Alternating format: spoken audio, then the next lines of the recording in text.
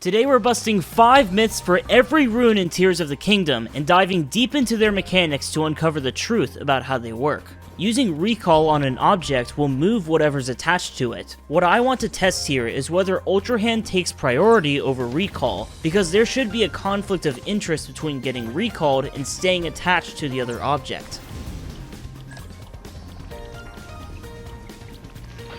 This is confirmed, but there's a catch. If something like a slope interferes with the attached object, it will detach from the one that you used recall on. Objects held with ultrahand will rotate when they collide with something. I'm holding a wide piece of wood and pushing the right side into this wall. Will the left side push past it, or stay even with the right side?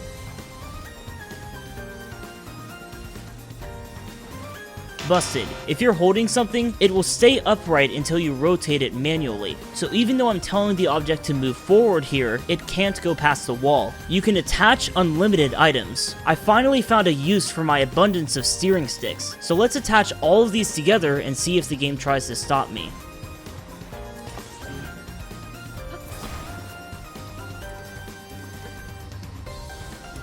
Busted. It seems like you can only attach about 20 items together before the game says you can't attach anymore. I tried removing one and adding 2 that were already attached, but it still wouldn't let me. A fan blowing forward into a sail can move faster than blowing backward. At the beginning of the game, you're taught to attach a backwards fan and use that to get across water, but if you attach a sail with ultrahand, maybe it's faster to flip the fan instead.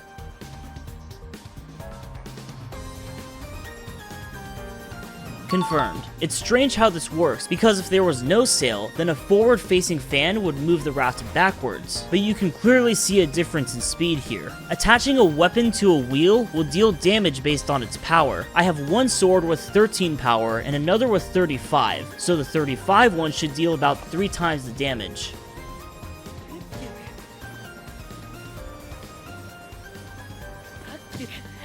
Confirmed. The more powerful weapon dealt closer to 4 times the damage. I'm guessing that armor becomes less effective when you take harder hits. You can use Ascend when there's water above you. Usually we think about Ascend being used to get from the bottom of a solid to the top, but since Link can't swim underwater, can he ascend through liquid as well?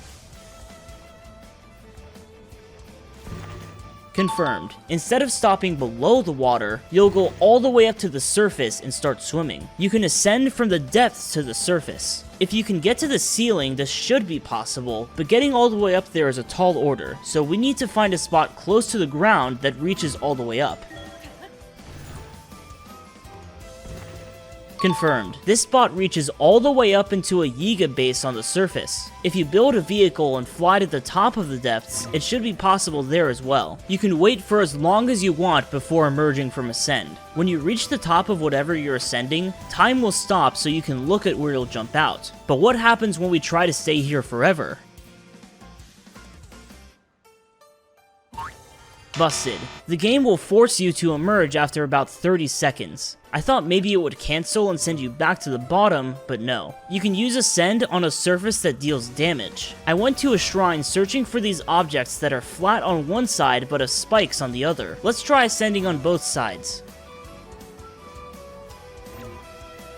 Busted. At first I thought it may not work on the spikes because they aren't a flat surface, but even when I tried it on the flat side, it wouldn't let me through. This is a little surprising when you consider that the game lets you choose if you want to jump out of Ascend. You can ascend when there's a projectile in the way. We're going to line up a flame emitter so it shoots flames under the center of this platform. Then see if I take damage while trying to ascend through it.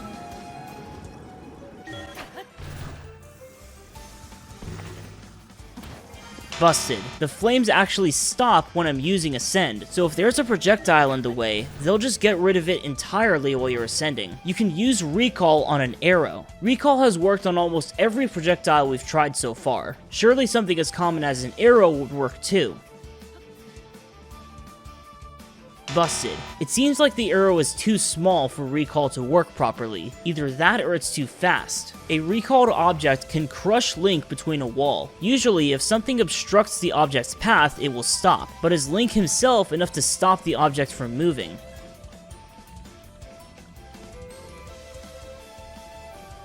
Confirmed. The object will keep pushing back to its original position, but it doesn't kill Link. Instead, he clips into the wall. This may not always happen, but it did in this case. Projectiles from enemies will hone in on them when recalled. A point of emphasis in Tears of the Kingdom is throwing projectiles back at the enemy. I want to look closely at the projectile's path and see if I notice something.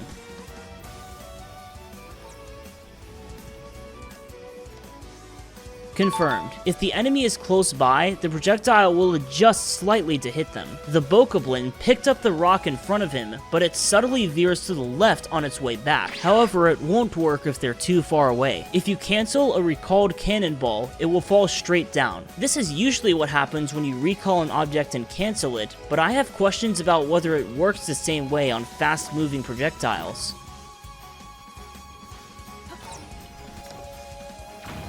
Busted. Instead, it continues on the original path, but explodes shortly after. I thought maybe this was from another cannonball getting launched, but it's more likely that there's a time limit before it explodes. You can use recall on dropped items.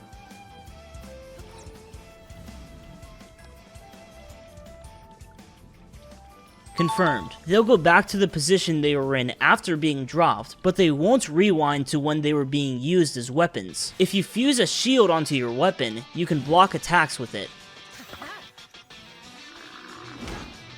Confirmed. This is extremely useful if you're using a two-handed weapon, where you wouldn't normally be able to block. You can also parry like you're using a normal shield. Fusing a star fragment to a weapon can blind a Horriblin. Last time, we tried to blind Horriblins with light from a Zonai device, but I'm not giving up on the idea just yet. This time, I'll try using the light from a star fragment. Busted. The star fragment produces natural light, but I suppose it wouldn't count as sunlight. There's one more thing I want to try though. Fusing a mirror to a shield can blind a Horriblin. First, we'll put a mirror outside that leads into the cave. Then we'll lure the Horriblin out, connect our shield with the light, and aim it at the Horriblin. Confirmed. I knew there was something with Horriblins being weak to light. If you can find a way to expose them to natural light, they'll be vulnerable for a long time. Fusing a spring to your shield will launch higher than fusing a bomb. Fusing these to your shield can be useful for cheesing shrines when you can't move around with Zonai devices. But is one better than the other? Busted. It looks to be exactly the same height, which is interesting because they launch you in very different ways. Link also has a unique animation when you're doing this, where he doesn't flip over like with normal shield surfing. A Captain Construct can only fuse with Zonai devices. Captain Constructs will often spawn with Zonai devices that they're intended to fuse with, but what happens when another item is nearby?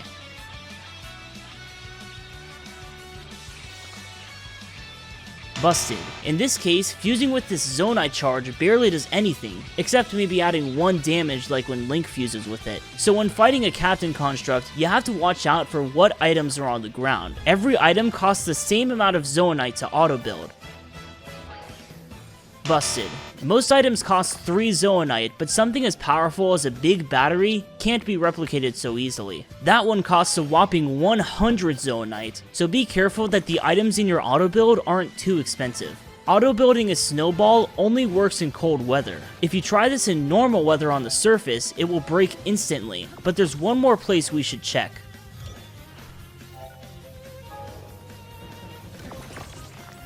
Busted. Despite the depths also having a normal temperature, ice and snow will stay intact when you auto-build them. Of course, if you go somewhere with hot temperature, it will still break there. You can interact with materials that you auto-build. It turns out that you can actually replicate materials with auto-build, but how far can we go with this? I want to see if we can actually use the materials.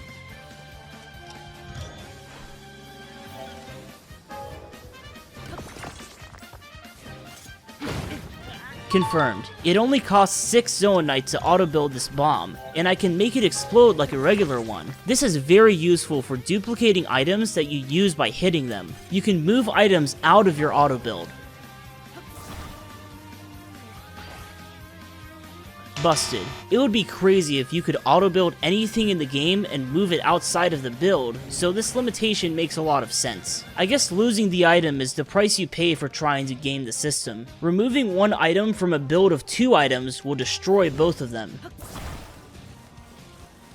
Confirmed. If your build still has other items attached together, then it will preserve those items and only destroy the one you moved. But if you moved one item, it will also destroy the other one because it's not attached to anything. Thanks for watching, subscribe if you want more myth busting content, and I'll see you guys next time.